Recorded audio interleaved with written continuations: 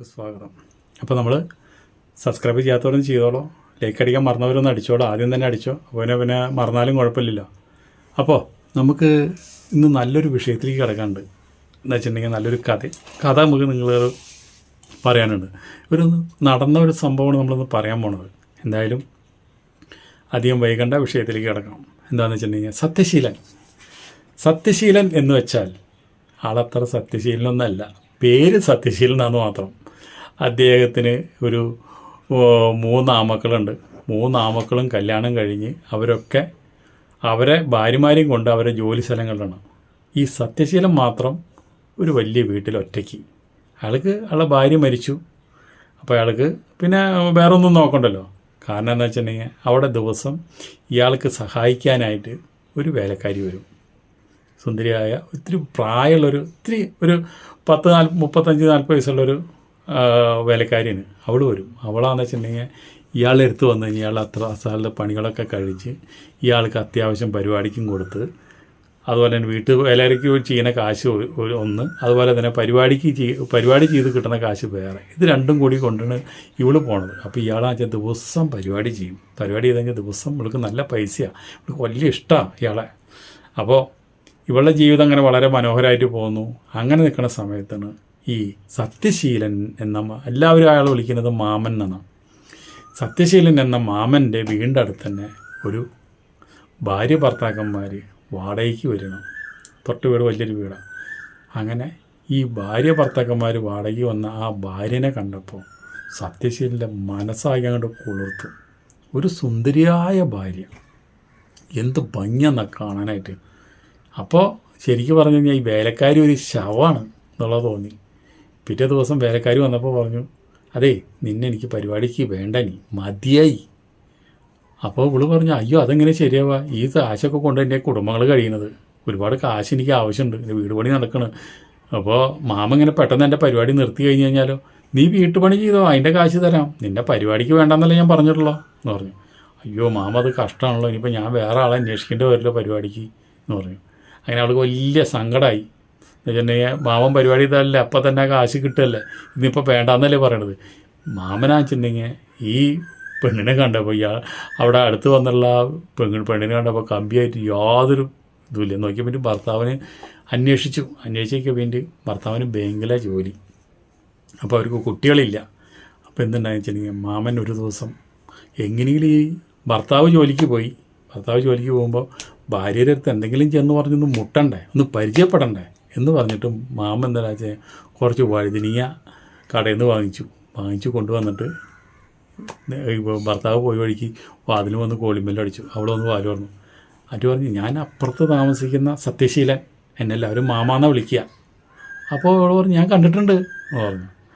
നമ്മൾ പരിചയപ്പെട്ടില്ല എന്നുള്ളത് പറഞ്ഞു. ഞാനേ വീടിൻ്റെ ബാക്കിൽ കുറച്ച് കൃഷി നടത്തുന്നുണ്ട്, അപ്പോൾ ഈ വഴുതിനിയ ഞാൻ നിങ്ങൾക്ക് വന്നാണ്. നല്ല വഴുതിനിയ, ഇതുകൊണ്ട് പല കറികളും വയ്ക്കാം, പല ഉപകാരങ്ങളുണ്ട്. ഡബിൾ മീനിങ്ങിലൊരു കാച്ചി. അപ്പോൾ അവൾക്ക് വലിയ സന്തോഷമായി. അപ്പോൾ ആ മാമ, നമുക്ക് ചായ ഉണ്ടാക്കി തരാം. വേണ്ട, ചായയൊക്കെ നമുക്ക് പിന്നെ, ഭർത്താവൊക്കെ ഉള്ളപ്പോൾ ഞാൻ ഒരു പരിചയപ്പെടാൻ വരാം, എന്നിട്ട് നമുക്ക് ചായയൊക്കെ കുടിക്കാട്ടാന്ന് പറഞ്ഞിട്ട് വളരെ മാന്യനായിട്ട് അയാൾ തിരിച്ചു വന്നു. പിറ്റേ ദിവസം കാലത്ത് ഇയാൾ ഏറ്റിട്ട് നോക്കിയപ്പോൾ എൻ്റെ വേലക്കാരിനെ കാണാനില്ല. അപ്പോൾ ഇയാൾ പുറത്തിറങ്ങിയിട്ട് ഇങ്ങനെ നോക്കുമ്പോൾ ഈ ചെറുപ്പക്കാരൻ ജോലിക്ക് പോകാൻ നിൽക്കുക. അപ്പോൾ അവൻ്റെ ബൈക്കിൻ്റെ അടുത്ത് പറഞ്ഞു, അവന് പറഞ്ഞു, എൻ്റെ ഒരു വേലക്കാരിനെ നോക്കി ഇറങ്ങിയതാണ്, അവളൊന്ന് കാണാനില്ല, അവൾ വന്നിട്ടാണ് എനിക്ക് ചായ വെച്ച് തരാനായിട്ടും കുടിക്കാനായിട്ട് പറഞ്ഞു. അപ്പോൾ ഇയാളായിട്ട് പരിചയപ്പെട്ടു. അയാൾ പറഞ്ഞു, ഞാൻ ബാങ്കിലാണ് ജോലി, ഞങ്ങളുടെ സ്ഥലത്താണ്, ഞങ്ങളിപ്പോൾ ഇവിടേക്ക് സ്ഥലം മാറ്റം കിട്ടിയപ്പോൾ ഞങ്ങൾ വന്നതാണ്, കുട്ടികളൊന്നുമില്ല. അങ്ങനെ മാമനോട് ഒരുപാട് സംസാരിച്ചു. അപ്പോൾ ഭാര്യ അവിടെ നിൽക്കുന്നുണ്ട്, ഗേറ്റിൻ്റെ അവിടെ നിൽക്കുന്നുണ്ട്. അപ്പോൾ പറഞ്ഞു, ഒരു കാര്യം ചെയ്യും, ഇന്നിനി വേലക്കാരിനെ ആലോചിച്ച് വരുന്ന നോക്കി നിൽക്കണ്ട, എൻ്റെ ഭാര്യ നല്ല ചായ ഉണ്ടാക്കി തരും, മാമ അങ്ങോട്ട് ചെല്ല്, അവൾ ചായ ഉണ്ടാക്കി തരും, ഞാൻ ബാങ്കിലേക്ക് പോട്ടെ എന്ന് പറഞ്ഞു. ഓരോ മണ്ടം ഭർത്താക്കന്മാർ കോഴികളുടെ കയ്യിൽ, കുറുക്കൻ്റെ കയ്യിൽ കോഴീനെ ഏൽപ്പിച്ച് പോണ പോലെ അയാളുടെ ജോലിക്ക് പോയി. മാമന് വലിയ സന്തോഷമായി. മാമൻ വേഗം അവിടെ ചെന്നിട്ട് വിശേഷങ്ങൾ ചോദിക്കും, എന്തൊക്കെയുണ്ട്, എങ്ങനെയാണ് കാര്യങ്ങൾ, നിങ്ങളെ കല്യാണം കഴിഞ്ഞിട്ട് എത്ര നാളായി. അപ്പോൾ പറഞ്ഞു, എൻ്റെ കല്യാണം കഴിഞ്ഞിട്ട് 8 കൊല്ലമായി. എന്താ 8 കൊല്ലമായിട്ട് എന്താ കുട്ടികളുണ്ടാവാഞ്ഞത്? അപ്പോൾ പറഞ്ഞു, അത് എന്താണെന്ന് അറിയില്ല, അയാൾക്ക് ഭർത്താവിനിപ്പോൾ കുട്ടികൾ വേണ്ടെന്നാണ് പറയണത്. അല്ല, കുട്ടികൾ വേണ്ടാന്ന് പറയുന്നതുകൊണ്ട് നിങ്ങൾക്ക് എന്തെങ്കിലും ആർക്കെങ്കിലും വല്ല ബുദ്ധിമുട്ടോ പ്രശ്നങ്ങളൊക്കെ ഉണ്ടോ, അത് ഇന്ന വരെ ഞങ്ങൾ നോക്കിയിട്ടില്ല. ഇപ്പം കുട്ടികൾ വേണ്ട എന്നാണ് ആൾ പറയണത്. ഞാൻ എന്ത് ചെയ്യാനാ എന്ന് പറഞ്ഞു. അപ്പോൾ ചോദിച്ചു, മാമൻ പറഞ്ഞു, മറ്റേ നിങ്ങൾ ശാരീരികമായിട്ട് ബന്ധപ്പെടലും കളികളും പരിപാടിയൊക്കെ ഇല്ലേ, അതൊക്കെ ആൾ ചെയ്ത് ഞങ്ങൾ പരിപാടിയൊക്കെ ഉണ്ട്, കാര്യങ്ങളൊക്കെ ഉണ്ട്. പക്ഷേ എന്താണെന്ന് വെച്ചാൽ കുട്ടികൾ അയാൾ സമ്മതിക്കില്ല, കുട്ടികൾ വേണ്ടെന്ന് ആൾ പറയണമെന്ന് പറഞ്ഞു. അങ്ങനെ വലിയ പരിചയമായി പോന്നു. അങ്ങനെ ഇയാൾ പിന്നെ ഏത് നേരം ഇവിടുത്തെ ചിന്തീന് ഭർത്താവ് ബാങ്കിൽ നിന്ന് വന്നു, ബാങ്കിൽ നിന്ന് ഒരു അകത്ത് പോയി. അപ്പോൾ ഈ മാമൻ്റെ വീടും ഈ വീടും അടുത്തടുത്തായാലും മാമൻ എപ്പോഴും ജനലേക്കും ഇങ്ങോട്ട് നോക്കിക്കൊണ്ടിരിക്കുക. അവൾ അങ്ങോട്ട് ഇങ്ങോട്ട് കടക്കണം, ഇവരെന്തൊക്കെയാ പരിപാടി എന്നൊക്കെ നോക്കിക്കൊണ്ടിരിക്കുക. അതൊക്കെ ഇയാൾക്ക് കാണുമ്പോൾ ഒരു പുളകണിയാണ് ഇത്. ഈ മാമൊരു കോഴിയാണല്ലോ. അങ്ങനെ അപ്പോൾ അവിടുത്തെ സംസാരങ്ങളും അതുപോലെ ഒക്കെ കേൾക്കാം. രാത്രിയായപ്പോൾ ഇവരെ പരിപാടി എന്താണെന്ന് അറിയാൻ വേണ്ടിയിട്ട് മാമൻ മതിൽ ചാടി, ചെറിയൊരു അരമതിലാണ്, അത് ചാടിയിട്ട് അപ്പുറത്തേക്ക് വന്നിട്ട് മാമൻ നോക്കിയപ്പോൾ ഈ പെണ്ണിൻ്റെ നല്ല ചുവന്ന ഷഡ്ഡി, ഒരു ചുവപ്പ ഷഡ്ഡി, ഒരു കറുത്ത ഷഡ്ഡി, ഒരു വെള്ള ഷഡ്ഡി, ഇതൊക്കെ ഉണ്ട് വർക്കേരിയ അവിടെ അലക്കിയിട്ടുണ്ട്. അങ്ങനെ മാമൻ എന്താ വെച്ചിട്ടുണ്ടെങ്കിൽ ഒരു ചുവന്ന ഷഡ്ഡി എടുത്തിട്ട് ഇവർ കിടക്കുന്ന ആ ബെഡ്റൂമിൻ്റെ ജനലൊക്കെ അടച്ചു നോക്കുക, ഒരു രക്ഷയില്ല. അപ്പോൾ നോക്കി ഒരു വഴുതുമില്ല കാണാനായിട്ട്. അവിടെ വെച്ചിട്ടുണ്ടെങ്കിൽ പരിപാടിയുടെ എല്ലാ കാര്യങ്ങളും മനസ്സിലായി. അവിടുത്തെ മൂളലും മുറങ്ങലും വർത്തമാനങ്ങളും ഒക്കെ കേട്ടു മാമനാച്ചാൽ സഹിക്കുന്നില്ല. മാമൻ എന്താ വെച്ചാൽ ആ ഷഡ്ഡിയും പിടിച്ചിട്ട് അവിടെ നിന്നിട്ട് ഒരു കൈപ്പണിയെ ചെയ്തിട്ട് അവിടെ ഇട്ട് പോകുന്നു ഷഡ്ഡി. അത് കഴിഞ്ഞ് ഇവിടെ വീട്ടിൽ വന്ന് മാമ അവിടെ കിടന്നുറങ്ങി. നേരം വെളുത്തിട്ട് ആ പെണ്ണ് നോക്കിയപ്പോൾ ഷഡ്ഡിയിൽ ഒരെണ്ണം കുറവ് നോക്കിയപ്പോൾ ഉണ്ട് ഈ ജനലേരെ അടുത്തുണ്ട് ഷഡ്ഡി കിടക്കണം. ഷഡ്ഡി എടുത്ത് നോക്കിയപ്പോൾ അതിൻ്റെ പൊക്കുണ്ട് വെള്ളപ്പാടുകളെല്ലാം അവിടുത്തെ. അപ്പോൾ ഈ പെണ്ണ് വിചാരിച്ചു, ധാരാ ഈ പരിപാടി ചെയ്തത് വിചാരിച്ച് ആകെ വൃത്തികേടാക്കിയിട്ടുണ്ടല്ലോ എന്നിട്ട് ആ ഷഡ്ഡി എടുത്തോണ്ട് കത്തിച്ച് കളഞ്ഞു.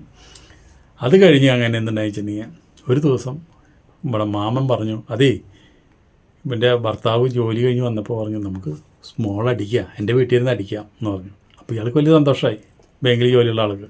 അയാളിവിടെ വന്നു, മാമൻ്റെ കൂടെ നിന്ന് സ്മോൾ അടിച്ച് കുറച്ച് കഴിഞ്ഞപ്പോൾ മാമൻ പറഞ്ഞു, നിങ്ങൾക്ക് എന്താ ആ പെൺകുട്ടി ഇത്രയും നല്ല സുന്ദരിയായ പെൺകുട്ടിയല്ലേ, നിങ്ങൾക്ക് എന്താ കുട്ടിക്ക് ഒരു കുട്ടീനെ ഉണ്ടാക്കി കൊടുത്താൽ, എന്താ നിങ്ങൾ കുട്ടി വേണ്ട എന്ന് പറയുന്നത്? അപ്പോൾ ഭർത്താവ് ചോദിച്ചു, ബാങ്കിലുള്ള അയാൾ ചോദിച്ചു, മാമനോട് അവൾ പരാതി പറഞ്ഞ? അല്ല, അതിപ്പോൾ എല്ലാവരും ചോദിക്കുമല്ലോ, നിങ്ങൾ കല്യാണം കഴിഞ്ഞ് 5-8 കൊല്ലമായി, കുട്ടികളായില്ല, ഇതിപ്പോൾ നിങ്ങളെ കുറ്റമാണോ അത് അവളുടെ കുറ്റമാണോ, അത് നിങ്ങൾ നമ്മുടെ പേര് പോലും ബന്ധപ്പെടാത്തതിൻ്റെ കുറ്റമാണോ, പരിപാടി ചെയ്യാത്തതിൻ്റെ കുറ്റമാണോ കുട്ടീൻ്റെ ആവാത്തത്? ഇത് കേട്ടോട് കൂടിയിട്ട് ഭർത്താവിനാകെ ദേഷ്യം വന്നു. മാമ ഇനി അധികം സംസാരിക്കണ്ട, ഞാൻ പോകണം, ഇനി ഈ പരിപാടിക്ക് ഈ വെള്ളടി പരിപാടിക്ക് എന്നെ വിളിക്കണ്ട കേട്ടോ എന്ന് പറഞ്ഞു. ദേഷ്യപ്പെട്ട ഒരാൾ പോയി. ചെന്ന വഴിക്ക് അവിടെ എന്തുണ്ടായി വെച്ചിട്ടുണ്ടെങ്കിൽ ഭാര്യനെ പിടിച്ച് ഒരെണ്ണ കൊടുത്തു.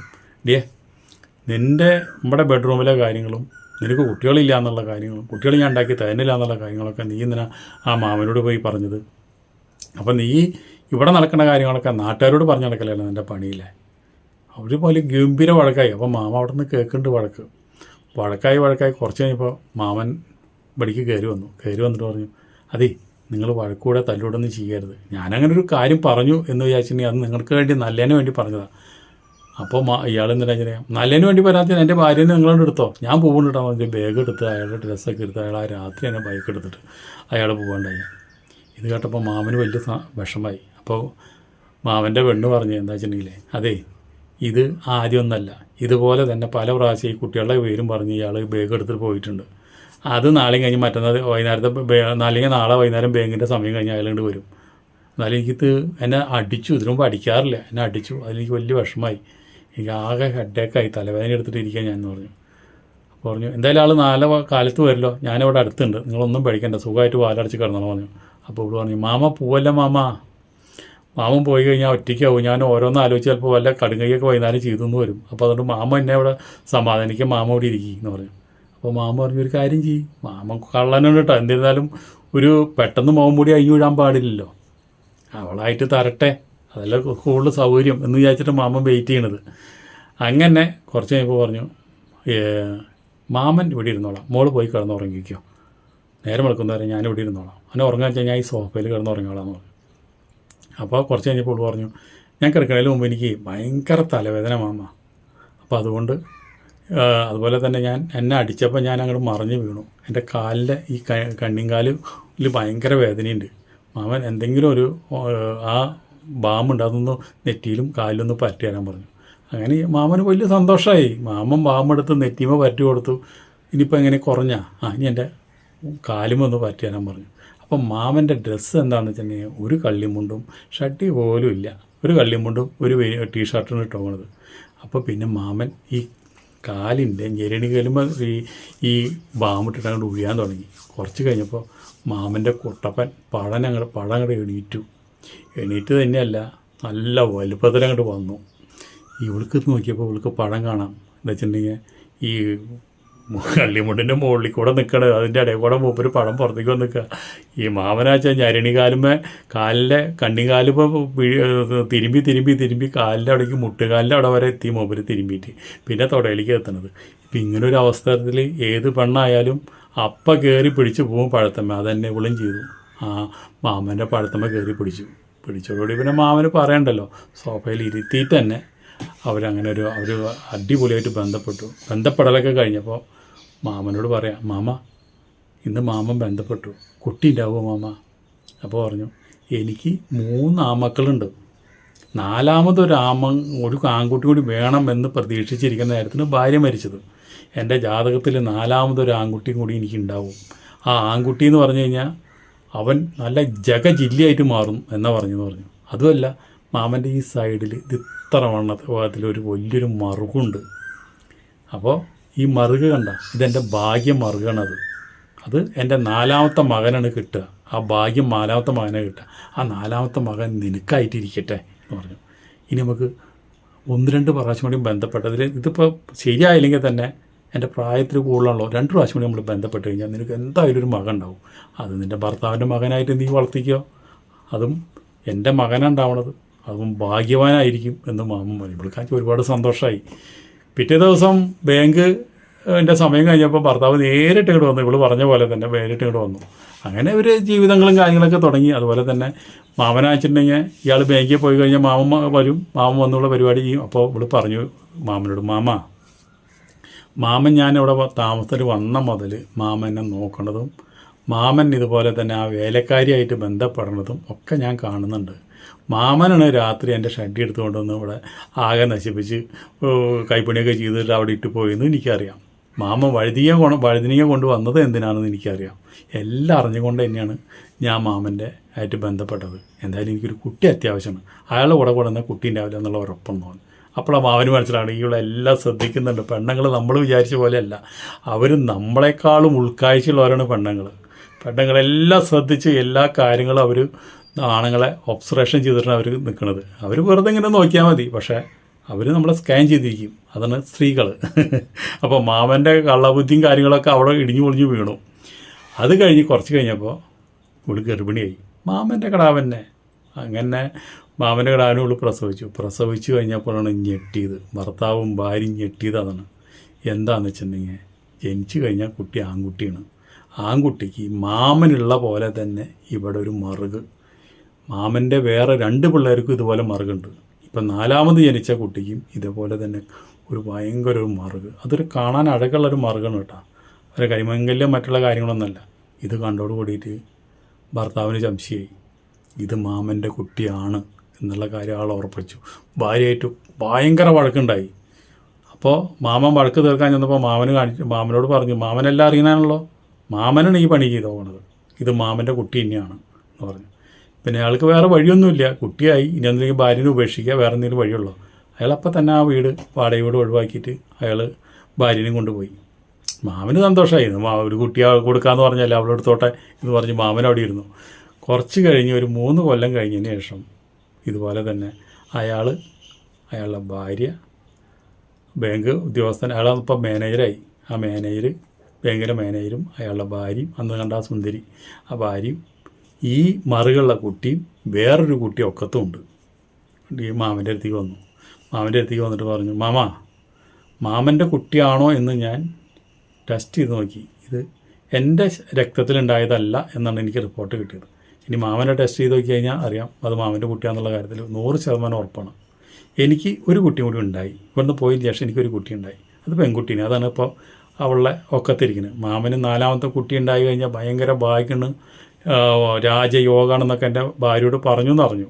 പക്ഷെ അതുകൊണ്ട് ആ രാജയോഗം എനിക്ക് വേണ്ട. ഇവൻ എന്ന് ഉണ്ടായോ അന്ന് മുതൽ ഇന്ന് വരെ ഞാൻ അവനെ സ്നേഹിച്ചിട്ടില്ല. അവനെ കാണാതെ എനിക്ക് ദേഷ്യം. അവനെ കാണുമ്പോൾ മാമൻ്റെ മുഖത്തേക്ക് നോക്കണ പോലെ നിൽക്കുന്നത്. എൻ്റെ ഭാര്യയ്ക്ക് വേറൊരു അവിഹിതത്തിലുണ്ടായ കുട്ടി എനിക്ക് വളർത്താൻ സാധിക്കില്ല. എനിക്ക് എൻ്റെ മോള് മാത്രം മതി. അതുകൊണ്ട് ഈ ട്രോഫി മാമൻ തന്നെ എടുത്തോ എന്ന് പറഞ്ഞിട്ട് ആ കുട്ടീനെ മാമനെ ഏൽപ്പിച്ചു. അവർ പറഞ്ഞു ഇനി മാമനായിട്ട് യാതൊരു ബന്ധമില്ല എന്ന് പറഞ്ഞിട്ട് ഭാര്യനും ആ കുട്ടിയായിട്ട് അവരങ്ങോട്ട് പോയി. മാമനെ നോക്കി ഭയപ്പെട്ട് നോക്കിയിരിക്കുക. എൻ്റെ പൊന്നെ, ഇപ്പോൾ ഇത് നമ്മൾ അവൾക്ക് കൊടുത്ത സാധനം തിരിച്ചു വന്നല്ലോ. എന്തായാലും 3 നമ്മൾ നോക്കിയില്ലേ, ഇതൊരു ആൺകുട്ടിയല്ലേ, ഒരു പ്രശ്നമില്ല എന്ന് പറഞ്ഞ് മാമൻ ഇപ്പോഴും നോക്കിക്കൊണ്ടേയിരിക്കുന്നു ആ കുട്ടീനെ. പിന്നെ ഈ കോഴിയായിട്ടുള്ള പരിപാടി മൂപ്പര് അതോടുകൂടി നിർത്തി. പിന്നെ പ്രായമായി, അപ്പോൾ അതോടുകൂടിയിട്ട് ഈ ബന്ധപ്പെടുന്ന പരിപാടി ആൾ നിർത്തി. അപ്പോൾ അടുത്ത വീഡിയോയിൽ നമുക്ക് വീണ്ടും കാണാം. അതുവരെ നിങ്ങൾക്ക് എല്ലാവർക്കും നന്ദി, നമസ്കാരം.